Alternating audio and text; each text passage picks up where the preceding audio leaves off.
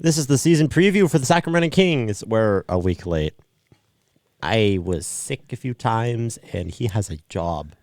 And he had some soccer games. And homework. And school. And we don't let him record podcasts unless he's caught up on his homework. Anyway. Yeah! For the win! Bogdanovich! The open shot. Who gets the play? Oh, he caught it! Are you? Does Hapanga. Murray miracle! To the playoffs!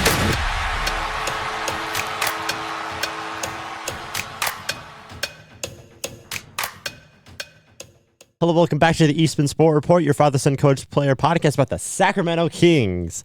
I'm your host, Max Eastman, joined once again by my co-host, Steven Eastman. Hello, Max. How you doing there? I'm doing good. It's another lovely day here with our Kings jerseys on. Yeah. For a Kings season preview episode. All about the Sacramento Kings episode this week, or this episode's all about the Sacramento Kings. I'm ready to go here. I got my notes. Max has got his notes up here. We're ready to go. Mental notes. Okay. Mental notes. Mental notes. I never forget them. I do a lot. I Okay. never forget them though. No, he's doing awesome and great. So, do you have opening thoughts here for the Kings season? How about let's say, okay, how did you think last season was going to go for the Kings? I thought that they won 48. They were wins. the third seed. Third seed and 48 wins is what they had. I thought they were going to get to 50 wins and probably be about the fourth or fifth seed. Well, we ended up being the ninth seed, won the first playoff game, lost the second, play-in game. So we beat the Warriors, lost to the Pelicans, missed the playoffs. They got to a postseason, but not the playoffs. Anyway, whatever. So yes, I think last season was a decent season, but I think it did it was below expectations. Yes. I mean, just put it that way. It's below expectations what they did last year. They kind of ran it back after having the first beam team and got to the third seed and all type of fun thing, the best offense ever in the NBA. And then last year, it's like their offense was down, but their defense was better. And they basically ran it back. You know, their majority of their main players were all, let's bring it back. And there was a reason for that. Like, I could somewhat see it, but I think last year definitely proved that we needed some upgrades. We need an upgrade somewhere. You know, if you're top 8 players, we need a serious upgrade. We talked about this on season 1, how I believe that the Kings need an upgrade to get that extra step. Because as we are right now, if we didn't trade for DeMar DeRozan, I don't know if we would even be. I don't know if we would be a playoff team, right? In consideration for a playoff spot right now. No. I thought a Paul George would be great. I thought Lauri Markkanen would be great. I thought DeMar DeRozan would be great. I thought there were so many choices because the Kings needed a third star. Yeah, Brandon Ingram was someone on the table, even Kyle Kuzma. I don't know if he was that make that bit of difference. I didn't believe in Kyle Kuzma at any point. No, but a lot of people in Sacramento land did. But I'm not a huge Kyle Kuzma fan. But anyway, he was on the table, like, supposedly. Yes. As a possibility out there. I even like Jeremy Grant, but I don't like his big contract. So I think he'd be an upgrade over Harrison Barnes. Would he be like totally like as good as what we got? No, but he would have been an upgrade, I thought. Anyway. The one thing I liked about, before we get into actual predictions for the season, what we see coming, we talked about how the Kings need a third star, and we had like this long conversation about who it could be, the trade rumors before the Kings and other things. And then we got home, and I'm editing the video, and then I think it's at dinner, we get the notification that DeMar DeRozan is traded to the Sacramento Kings. And I go, man. So why does everyone who record a podcast, something happens like hours later? Anyway. Okay. So now we're here. Yeah, so now we're here, getting to the next season. So there's a few things I want to say before we get into kind of what we think is happening for the season. This is from notes I have. This is the 40th season of Sacramento Kings basketball. So they have been in Sacramento now. This will be the 40th season in Sacramento Kings basketball. Now, last year we were celebrating the 100th year of the franchise. Yes. Because the franchise started back in Rochester. It used to be the Rochester Royals. I think they started as the Rochester Seagrams. I'm not even sure what the heck that is. But that's where they started. Long history of the Sacramento Kings, one of the oldest franchises in the NBA. And we have one championship. We got one from 1951. Nate Tiny Archibald. Yes. So, but this is the 40th year in Sacramento. One of the interesting things is if you would have told me 15 years ago the Kings would still be in Sacramento, I'd be super happy, because when was it? When you were young, and you probably don't remember this whole lot. I do not a single bit. Yeah, like there was so many rumors of the Kings moving. Like at first it was to Anaheim, and they're actually like the Maloofs had actually got the trademarks to the Anaheim. They were going to call up the Anaheim Royals, I think it was. So they actually had like trademarks to move the team down there, and they had got all the stuff ready to move to Anaheim. And the other one they flirted with was Virginia Beach. I never thought that was real, but it was. Like, they looked into moving to Virginia Beach, which is all the way across the country, you know, which I think is Virginia Beach. Like, if you go down Highway 50 and you go out of Sacramento, I think when you look at there's a sign when you're leaving Sacramento that says the end of Highway 50, and I think it says Virginia Beach, 3,000 something miles away. Virginia Beach is literally a beach on the coast. Yeah. In Virginia, which I think is the end of Highway 50 goes to. Oh, I'm dumb. Oh. Anyway, so that's where the Kings were trying to move to. I just want to sit here for a second and celebrate that we have the Sacramento Kings, that they are here. They have, according to ESPN, the #1 ranked arena in the whole league, which I love Arco Arena, and Arco Arena was ours. But now we have Golden One Center in the middle of downtown in the heart of the city. Yeah, it's an awesome. You have a beam on top of it. Yeah, it's like Arco Arena was really good, but it was a barn. It was our barn, but it was a barn. Yeah. Now you have Golden One Center, which is one of the best arenas in the league, so that's awesome. Other things I like to shout about this season is Gary Gerald has been the voice. Been mostly the radio voice. He did do a couple of seasons on TV. He's been the radio voice of the Kings for all 40 seasons in Sacramento. Like, you go, Gary. Still love listening to his voice. He still has great passion. I have no idea when he's going to hang it up. We'll miss him when he's gone, but I love listening to Gary Gerald in the voice. Like, I grew up when I was your age and younger listening to Gary Gerald. In your bedroom. In my bedroom. I had a little basketball hoop in my room, and so I was actually shooting hoops in a basketball in my room, listening to the Kings, acting out some of the things. Can you imagine little Stevie, shooting hoops there in his room, listening to Gary Gerald, because that's when back before, you luckily get about maybe 10 games on TV a year. So every game was on the radio. I listened to the radio, listened so many times to Gary Gerald, trying to fall asleep listening to the Kings games. So, yes, I love doing that. The other thing is a little history of the Sacramento Kings. Been here 40 years, as I've said. They originally were bought by a group of 6 men from Sacramento in 1983. Did I tell you the price? Would you like to guess? How much did the Sacramento Kings were they purchased for? $28,000. No, a little higher than that.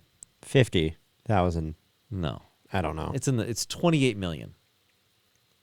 Oh, okay. Okay. Oh, no, sorry, I'm wrong. $10.5 million. Sorry, I gotta look at my notes here. 10.5. So they were bought for $10.5 million in 1983 by 6 Sacramento men, investment group led by Joseph Benevenuti. I think he's a real estater still in the area around here. He had 50% interest, and then Greg Lukenbill was the managing partner. Okay. So Greg Lukenbill is the one that's famous because he was the the face of the franchise from managing partner owner perspective. Yes. He was the one that, as the owner of the franchise in the old Arc Arena would actually sometimes there was a leak in the roof. He was the one walking around in the rafters to fix a leak in the middle of a game. Like, I don't think Golden One Center has ever had a leak. Yeah, yet. like he's not your normal owner, but thank you, Greg Lukenbill and Joseph Benevenuti, for moving the Kings to Sacramento. Like, love it. Thank you that I actually have a team to celebrate, to have a podcast about with my son. That you live like less than 2 hours away from, that you can go and watch games regularly. I know. Yeah, like we live like about a half hour from the arena. Like, that's awesome. They were able to move here in 1985 because the lease in Kansas City was up at Kemper Arena. So they moved to a $12 million. So they spent $10 million on the team. They did a $12 million conversion on an 82,000 square foot warehouse, which turned into the first Arco Arena because there was two. There was Arco 1 and then Arco 2. The transfer of the Kings was officially approved on April 16th, 1985. Of course, it was contingent upon a construction of a arena seating more than 16,000. So they had Arco 1, and they had Arco 2 with 17,317. Why do you have that memorized? Because that's me. I'm a numbers guy. Oh, my gosh. The starting lineup for the Sacramento Kings in their first ever game at Sacramento. Do you have any idea? Can you name any of the players from that starting lineup in 1985? Mitch Richmond. No. Then no. He was in the 90s. Then I don't. Then I got nothing. Okay, so the one that people probably remember the most is Reggie Theus. Nope. Okay. LaSalle Thompson, Mark Oldenburg, Terry Tyler, and Mike Woodson. Also on the team, kind of their top 9 players was Larry Drew, Eddie Johnson, Otis Thorpe, and Joe Klein. Joe Klein was the first ever draft pick of the Sacramento Kings. So there's your quick little history of looking back. Reggie Theus is currently a college basketball coach. Why did I just think of football? I don't know. College basketball head coach at... You know he actually coached the Kings for a year. No. I don't know how to say that. Cookman College. Okay. So, yes, Reggie Theus is a coach. LaSalle Thompson was pretty good. Mark Oldenburg. I mean, they were players. I mean, NBA players. Otis Thorpe was a good player. I think we drafted Joe Klein instead of Karl Malone that year. Another history of Sacramento Kings messing up draft picks. Okay, let's talk about positive stuff on the Kings. Okay, so there's your quick history lesson. Now we go back to what we were talking about earlier about what the Kings do in the offseason. So, number one thing the Kings did in the offseason was they gave Mike Brown a contract extension. Yes. Okay, that was awesome. Good. Need to do that. There were some things about Mike Brown not getting a contract extension, and everyone in the King space went, what? Why? You've had 2 years of the best 2 years in like 16, He 17 was years. the first ever unanimous coach of the year, and you don't want to bring him back? Anyway, I think it was they were negotiating a contract price, but whatever. He's signed. He has 3 more years at least left in Sacramento. I think that now corresponds to the same contract length of Monty McNair. So, okay, good. Next thing that happened was they re-signed Malik Monk, which was awesome. That happened before free agency and the draft, so the Kings knew what was happening. And then supposedly Malik Monk didn't go out and get the most money. He took hey, I have a good fit. I love playing in Sacramento. I'm going to stay here. And it gets back to and you can even say this with the next one. What's the biggest free agent signing the Sacramento Kings have ever done? There's just through top 3 that I would count Pedro for. Stojakovic. No, he was a draft pick. Never mind. I know you told me this. I forget them. It's on the right team. Vlade Divac. That one. Vlade Divac has always been the biggest free agent signing the Sacramento Kings did. Second one, if we're going in order, is Malik Monk. But contract size? Not contract size, but importance. Okay. DeMar DeRozan, he's a sign and trade. I still count him as he's kind of like a sign and trade. You signed him, but you had to trade for him. He's not a really free agency. He's kind of a free agent, but not totally. But he did choose. Like, he totally chose to come here. And, like, he's, like, even Vlade Divac was a really good player, but he wasn't an all-star before he came to Sacramento. But DeMar DeRozan was an all-star. Yeah, and he chose to come to Sacramento. And the only reason why he came was because of De'Aaron Fox, Sabonis, Monk, like, the team that we have. And he's like, oh, I want to go play with those guys. So, like, you know, we have kind of 3 targets for what's the best free agent signing. I don't want to get into what's the first one now because we're just like 4 games into DeMar DeRozan's first ever season with them. But he's definitely in the top 3. It's really hard to say whether he's the number 1 free agent signing we ever had, but he's definitely in the conversation. So that's an awesome thing. We did trade out as part of the DeMar DeRozan trade was Harrison Barnes, and then we traded Davion Mitchell and Sasha Vencikov. That was really kind of a salary dump, but whatever. to make room for DeMar DeRozan, kind of. I've seen things of apparently Davion's playing really good defense for the Raptors right now. That's what he does good at. And Sasha was going to go back to Europe anyway. So I think they were trading Sasha to Toronto to really kind of get rid of his contract. Anyway, and then Harrison Barnes, we needed him to get money to get with DeMar DeRozan. From a contact perspective, I don't want to get it too much in the money of things, but the Kings are actually hard capped at the first apron. But then right now they're below the, so if you look at salary cap levels, there's the salary cap, then there's the tax level. So if you're above the tax, you have to pay tax. If you're below the tax, you receive taxes from the people who are above it. So the Kings are right below the tax, and then there's the first apron. They're hard capped at the first apron, and the second apron, they can't get there.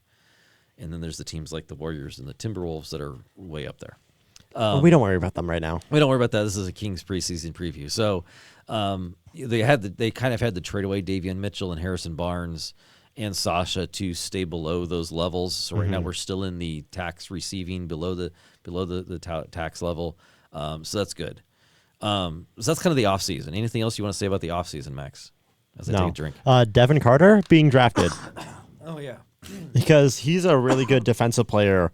And another guard. Hey, Monte, we just got back from Vlade Divac, who really liked big guys. Could we have a happy medium between you, who really likes drafting guards, and Vlade Divac, who really likes drafting big guys, and just get a happy medium of wing players and not guards? I mean, he did draft Keegan Murray. He did draft Keegan Murray, but that was kind of like a no-brainer pick, in my opinion. Because Jaden Ivey is not a good fit for the Kings. No, it was pretty easy. But, yeah, he's had Tyrese Halliburton and Davion Mitchell and now Devin Carter.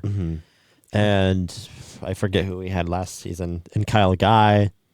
Well, they traded away our first-round pick last season in the Rashawn Holmes trade to get rid of Rashawn Holmes' contract. But anyway...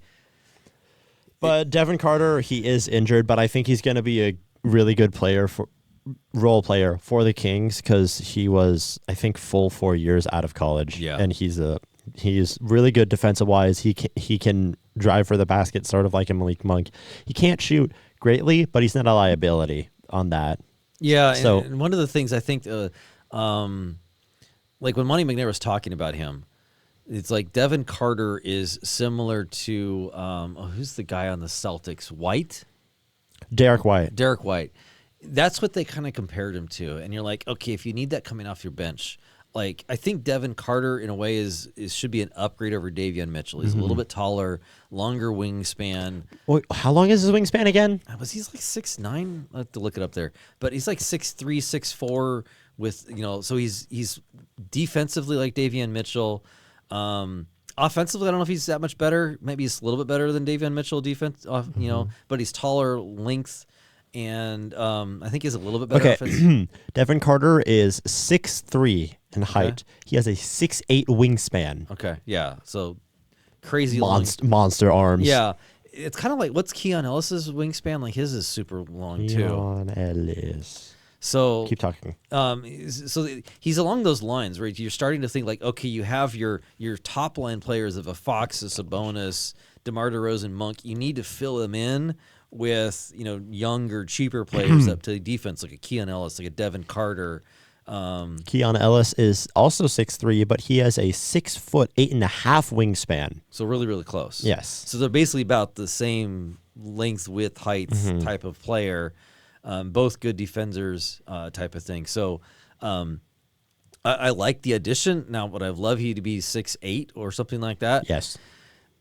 Yes, but he probably wouldn't have been available at the draft pick that the Kings had with that. So anyway, and that's kind of one of the things that's like we actually get to keep that pick because if we were to make the playoffs, we would have had to hand that draft pick over to Atlanta. Yeah. But because we missed the playoffs, we got Devin Carter. Compromise. Yeah, whatever.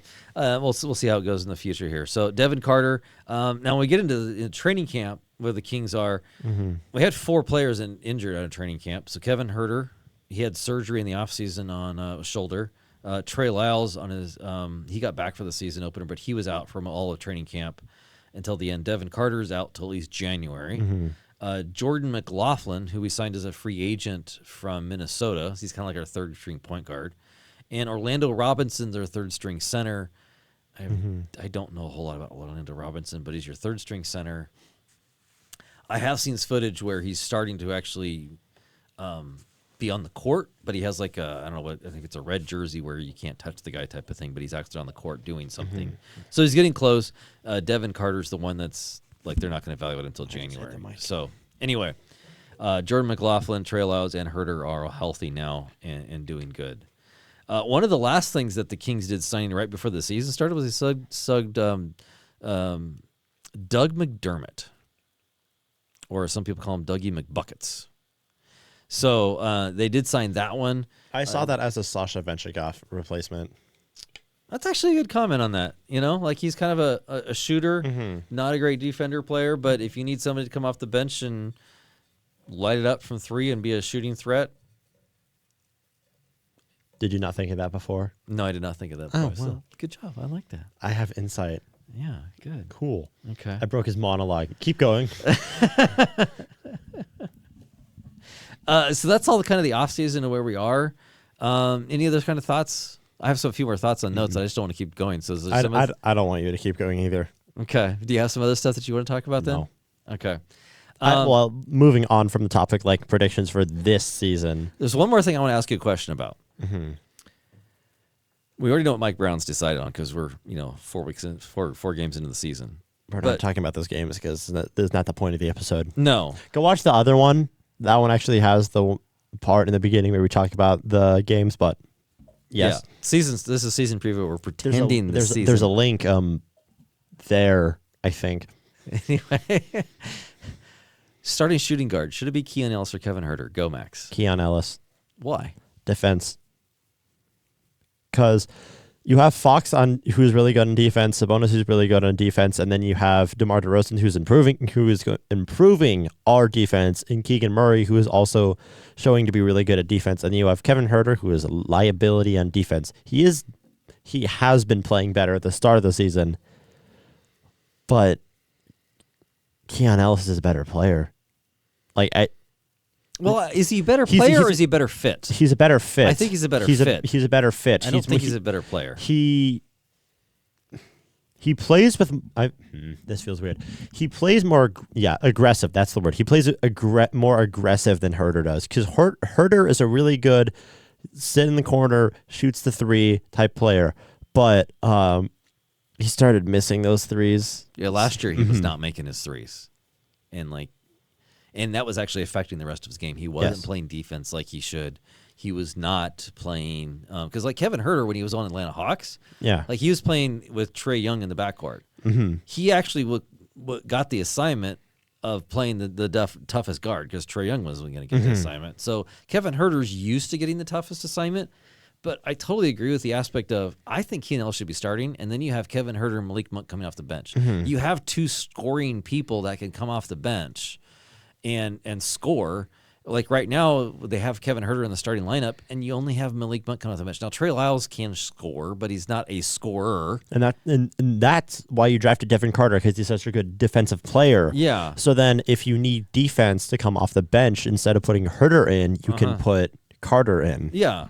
And Herter is doing better this year at not just shooting, but actually moving with the ball and moving without the ball. Like the gravity of Herter movement, he creates more open space for the rest of the team. But Keon Ellis shot 40% from three last year, so it's not like he's throwing up bricks. He can shoot. So I also kind of think from a fit perspective, Keon Ellis should be starting, but Mike Brown has chosen Kevin Herter. We'll see if that stays throughout the season. I don't know if it's going to change.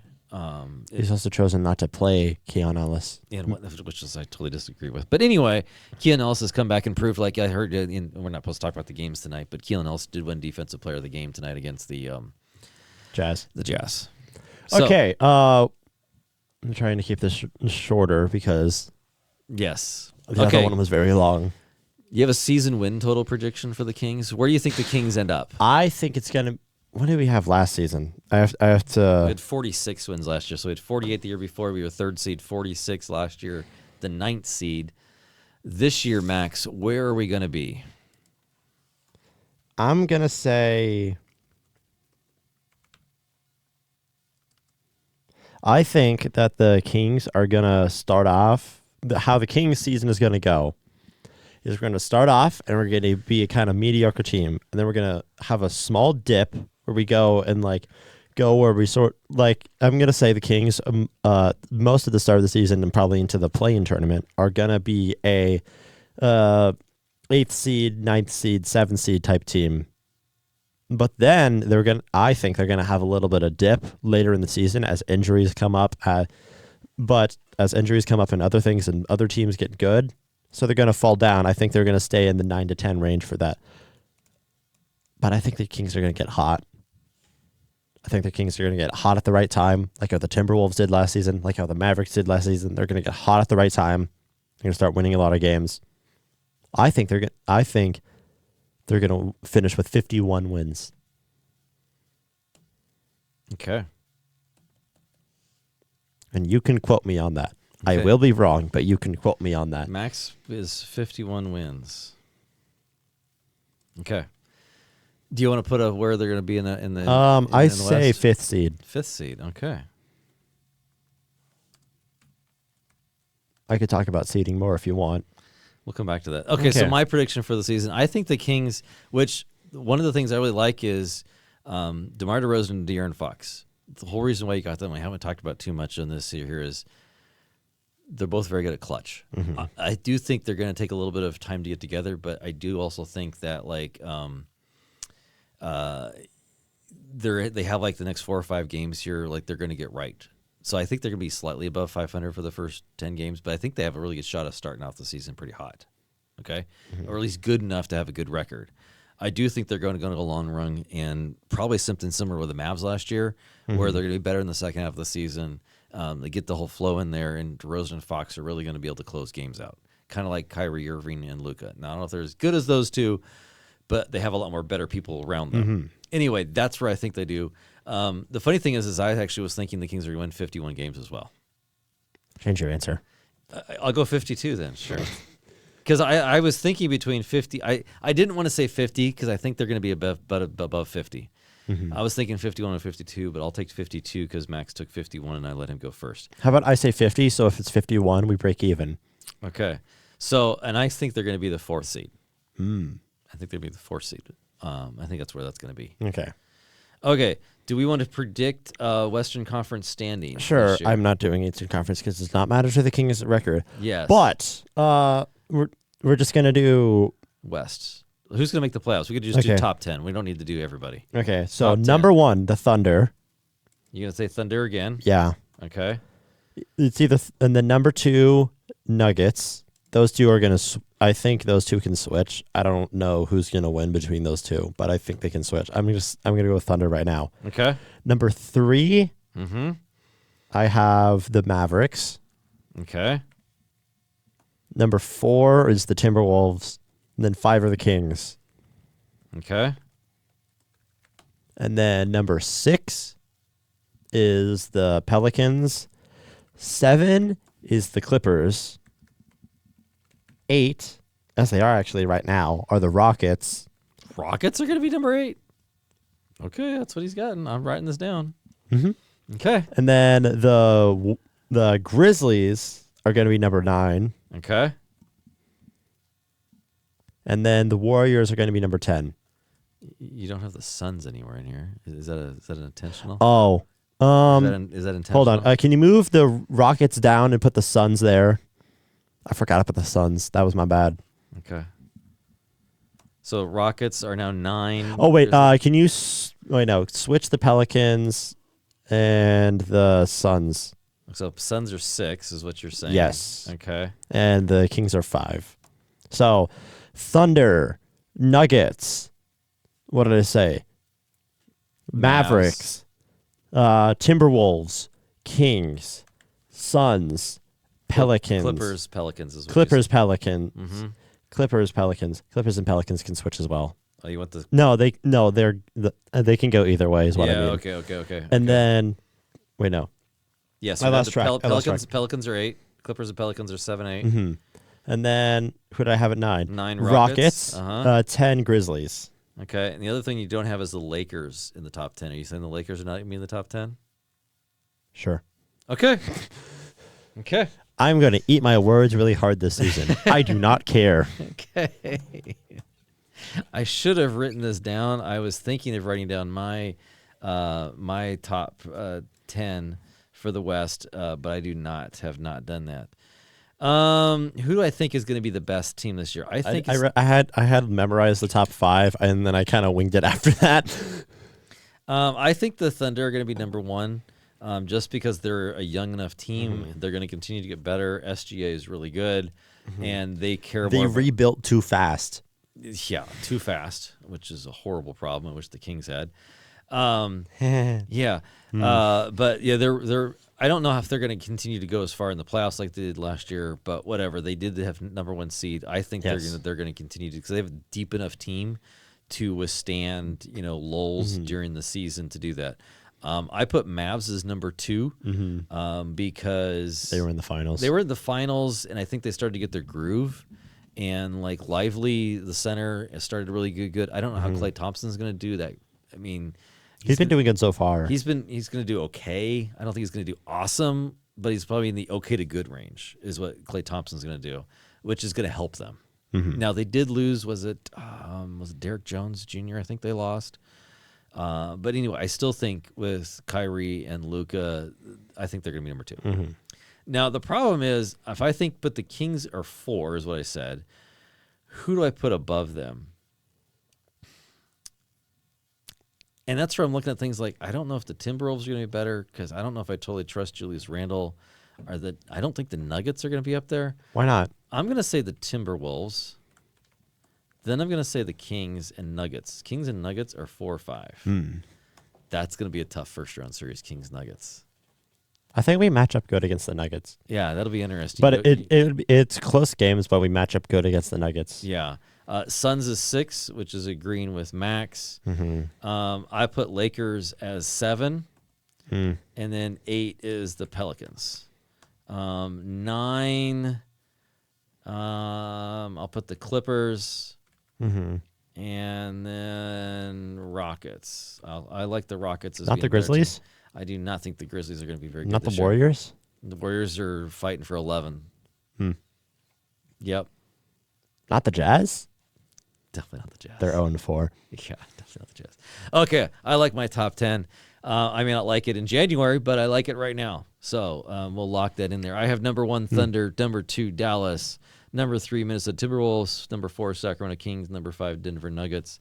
Number 6 is the Suns. I think the Suns, if they're fully healthy, could be better, but I'm not counting on their top 3 being healthy. You have the Lakers. Again, I don't count on LeBron and AD playing a full season. You have the Pelicans, Clippers, and Rockets. Clippers and Rockets, and then like technically even like the Grizzlies and Warriors. You're like, those 4 are going to fight for the play-in tournament, but maybe not. One other side note. The play-in tournament. The play-in tournament has never had a team that's had 50 losses. I think you're gonna have the first time you're gonna have that this year in the East. It's gonna be in the East because the East has like some bad teams. Anyway, okay, that's our win totals. We got our predictions for the West. Is there any other predictions that you want to make on the season? Okay, so we both predict the Kings are gonna make the playoffs. Yes. How far do you think they're gonna make it in the playoffs? I say second round. I think they're going to go to second round where they beat I forget who I put as 4, Timberwolves. I think they're going to beat the Timberwolves. Okay. And then, because we played really well against them last year, and we got better and they got slightly worse. I think. Yeah, they're going to miss Cat. But I think we're going to beat them, and then we're going to lose to. That'd be the Thunder number 1. So that's where you're like the Kings Thunder. Depending on how DeMar DeRozan's playing with Fox and stuff, like that could be a good series. I think that we could beat the Thunder in a 7-game series. I don't think we will. But if we do make the Western Conference Finals, we're not making the finals. Yeah, I mean, there's a possibility, but If you get to the Western Conference Finals, you might as well try to go for it. But no. As a Kings fan, I do not expect us to make the finals this year. I know, totally. Yeah, I don't want to say that. I think we can make it to the Western Conference Finals. I don't think we will. I think I think it's a very small possibility of us doing it. Yeah, I do say the Kings need to get out of the first round to get a series win under the belt there. Other things I had questions for is, do you think any Sacramento Kings will make the All-Star game? I think Fox will. I hope Monk is going to make the dunk contest. Oh. I'm going to put that out there. And then it's either, I don't think they're both going to make it. It's either DeMar DeRozan is going to make it or Sabonis is going to make it. Yeah, you're not going to get all three of them. You're not going to get all three of them.